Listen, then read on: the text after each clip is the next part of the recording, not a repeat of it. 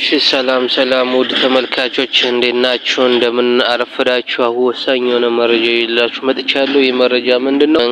ያገዛዙ ከአማራ ባንዶች ጋር በመቀናጀት እንግዲህ ከፍተኛ የሆነ ዘመቻ ከፍተኛ የሆነ የድሮን ጥቃቶችን ለማድረስ እንግዲህ በአየር ኃይል የታገሰ ጥቃቶችን አመራሮች ላይ በተለይ የአፋድና የአፋብሃ አመራሮችን ያነጣጠረ ያም ማለት በአፋድ ስላችሁ የአማራን አንድነት የሚደግፉ የአፋድ አመራሮች ከዚህ በፊትም ነግሬያችኋለሁ። መከተው ማሞ አርበኛ መከተው ማሞ አንድነቱን ይፈልገዋል። አንድ መሆን አንድነቱን ይፈልገዋል። በአንድነት የሚያምን ነው።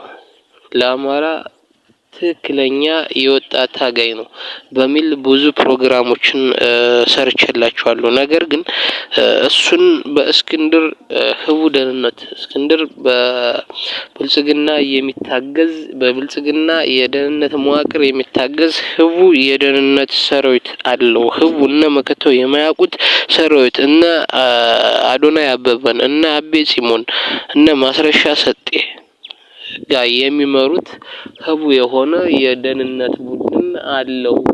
ስለዚህ የአርበኛ መከተው ጋርዶች በእነዚህ ህቡ ደህንነቶች የሚጠበቁ ናቸው። ከነዚህ አባላት ውስጥ ያሉ ናቸው። ስለዚህ መከተው ስለ አንድነቱ አንድ እርምጃ እንደሄደ ይገሉታል፣ ያስወግዱታል። ምክንያቱም በዚህ ህቡ ቡድን ተከቧል። ከዛ በተጨማሪ ደግሞ በመከላከያ ተከቦ ነው ያለ። ስለዚህ መከተው ማሞ አንድነቱን ለማውራት እንኳን መጀመሪያ የሱን ጋርዶች መቀየር አለበት። እስክንድርን ማስወገድ አለበት ብዬ በተደጋጋሚ ይህን መረጃ አድርሻለሁ። በዚህ መሰረት እንግዲህ መከተው ጋርዶችን ቀይሮ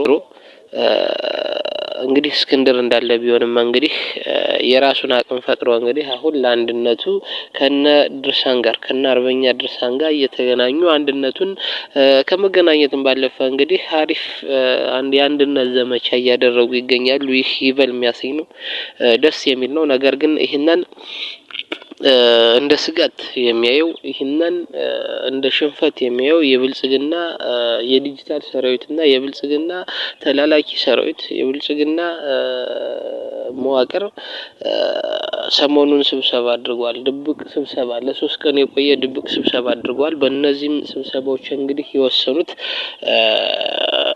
የአፋብሃና የአፋድ አመራሮችን አንድነቱን የሚፈልጉ አመራሮችን ትኩረት ያደረገ ከፍተኛ የሆነ የድሮንና የጀት ዘመቻ በአየር ኃይል የታገዘ ከፍተኛ የሆነ ዘመቻና አመራሮችን የማስወገድ ስራ